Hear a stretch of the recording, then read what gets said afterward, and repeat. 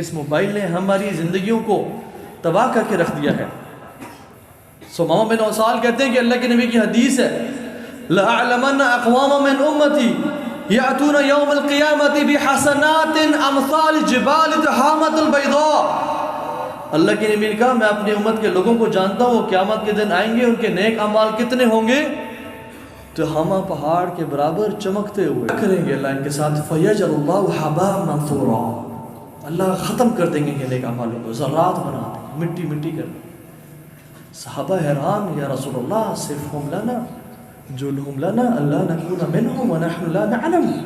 یا رسول اللہ بتائیں کہ وہ کیا کرتے ہوں گے کہ ہم ان میں سے نہ ہو جائیں، ہمیں پتہ بھی نہ چلے.